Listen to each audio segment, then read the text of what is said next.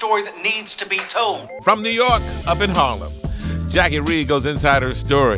Good morning, Jackie. Good morning, Tom. Good morning, Sybil. Good morning, Kim. Happy Tuesday, everybody. So many of us know the story of Cyntoia Brown. Brown was a sex trafficking victim and was sentenced to life in prison for murder when she was just 16 years old after killing a 43-year-old man who picked her up for sex. But after much public outcry, including many celebrities, Tennessee's governor granted her clemency in January. After 15 years behind bars, Cyntoia is out and has a new memoir about her life and how God was and is there for her. I'm going inside her story with Cyntoia Brown Long. Good morning, Mrs. Long. How are you? Good morning. I'm fine. How are you? Really well, and it's great to have you here.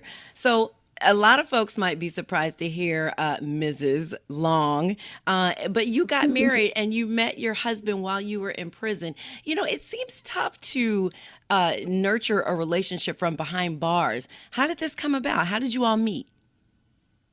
We met. We started writing, and there was a lot of talking on the phone. He visited me in prison. But I guess you would have to actually be in prison or be someone who's there for somebody in prison to understand just, you know, it's so important to be there for people. Like, you know, the support that he provided, the friendship, you know, he's my best friend. So all those dark moments when you're in prison, when you feel lonely, when you feel like you have no one to talk to, when you feel frustrated, you know, that's important. And, you know, everybody doesn't have somebody in prison, but when you do, you hold on to them. And, You met while in prison, you said? Yeah. I did. Mm-hmm. Oh. I met him. Yeah. It's been it'll be 3 years in January.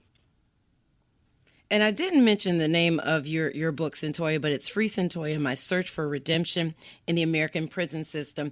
And we always hear how hard it can be to adjust to life outside of prison. You are still on probation, but how has the adjustment been for you?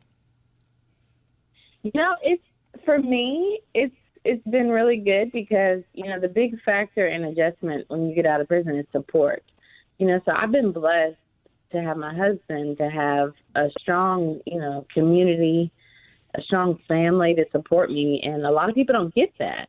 You know, we have the resources out here, but we don't always allocate them in a way that helps the people who are reentering into society.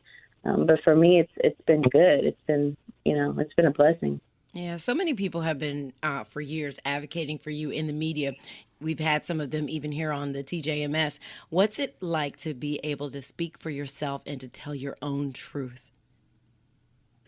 It's good. People don't always listen. You say people don't always listen? No, they don't. But it's good to be able to say all the things that, you know, I've been thinking about, the things that I would sit in prison and talk to the TV about. You know, when you're in that situation, you really don't have a voice. And, you know, there's people there now who don't have a voice. And I've lived that. I've experienced that. So for me, it's an honor to be able to truly voice those things, to speak out. Some of the things that, you know, those of us who are on the inside that we think of when we see things going on in the world. It's really important for me to be a voice for those who are voiceless. Why did you decide to get married in prison? In terms of just because of the separation and thing I'm thinking about.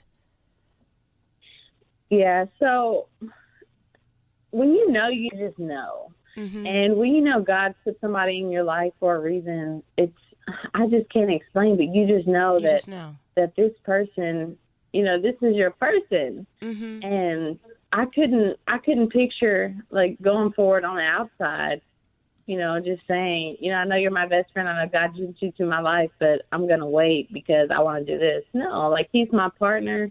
He's my best friend and I love him. I didn't want to wait. I didn't care about a wedding. Those things are too expensive. Mm-hmm. You know, Yes, they I just wanted, I just wanted to move forward. You got to think, I spent 15 years in prison. I was locked up and they told me that I would never be free. They told me I would never be married, that I would never have a career, that I would never have a family. And so that's all I wanted all that time when I was in prison. So for me, it's like, this is my dream. I've stepped into the thing that I prayed for most, that I dreamed about most all that time.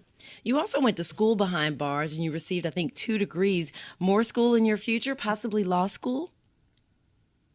I've been thinking about it. I think that I am convinced, and I don't know when. I guess when things slow down a little bit more. But It hasn't law even been school 3 is months, definitely a has it? possibility.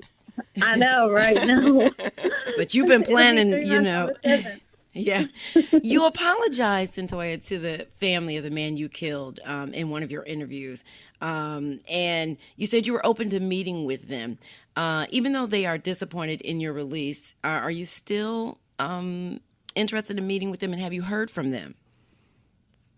I have not heard from them. I just expressed that if that was ever something that they wanted to do, that I would be open to that.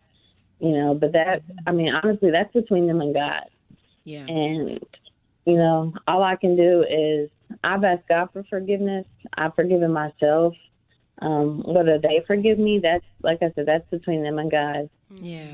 When people look at you and get to know you, what do you want them to know about women who are still behind bars?